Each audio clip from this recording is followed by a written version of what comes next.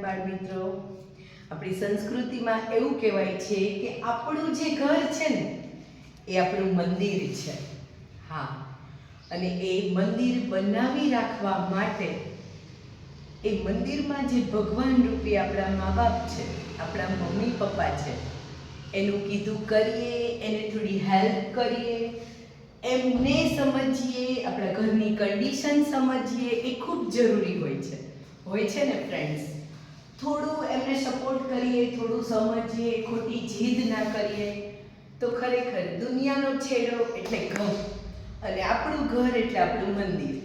પવિત્ર, શાંત, શીતળ. In case આપણે 5 સ્ટાર હોટલમાં ગયા હોય ને તો એમ થાય કે 4 દિવસ થયા, હવે તો ઘર યાદ આવે છે.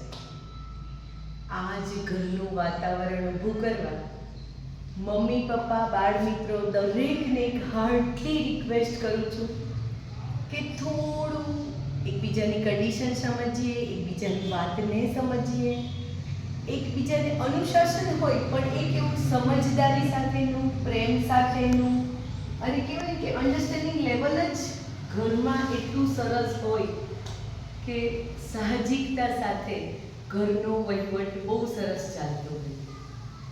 ઘરમાં કંકાસ ક્યારે ઊભી થાય? જ્યારે આપણા બાળકને આપણે એટલું બધું ઓવર પેમ્પરિંગ કર્યું હોય. એનો મતલબ શું? કે આપણે આપણા બાળકને આ જોઈએ એ આવ્યું, આ જોઈએ એ આવ્યું, અને આ જોઈએ આ આવ્યું. પછી બાળકને એવું થઈ જાય આઈ એમ સમથિંગ, હું કંઈક છું, હું કહું એટલે મને લઈ જ દેવું પડે. બસ ત્યારે જ ઘર ઘર નથી રહેતું. બાળકને સમજાવીએ, બાળકને એવી રીતે સમજાવીએ કે એને પ્રેમથી સમજાય. અત્યાર સુધીના જેટલા પણ મારા અનુભવ છે ને એના પરથી એવું લાગે કે બાળક સમજે જ છે. એને પ્રેમથી સમજાવવાની જવાબદારી આપણી હોય છે. અને હું તો એવું માનું કે આપણે વડીલ છીએ, આપણી સમજદારી થોડી વધારે છે, તો આપણે જ પહેલાં બાળકને સમજીએ, એના વર્તનનું કારણ સમજીએ, અને પછી એની સાથે ડીલ કરીએ તો કોઈ દિવસ ઘરમાં કંકાસ થતી નથી. ખાસ એક નમ્ર વિનંતી, થોડું ઘરનું વાતાવરણ સાહજિક રાખીએ, સોશિયલ મીડિયાથી લેસ રાખીએ.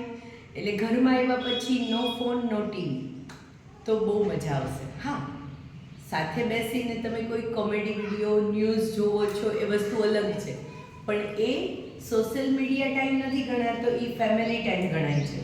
માનો કે તમે ન્યૂઝ જોવો છો, કોઈ કોમેડી કોઈ વિડીયો જોવો છો, તો એ હાસ્યની ક્ષણોથી તમારું ઘર ગુંજી ઉઠે છે.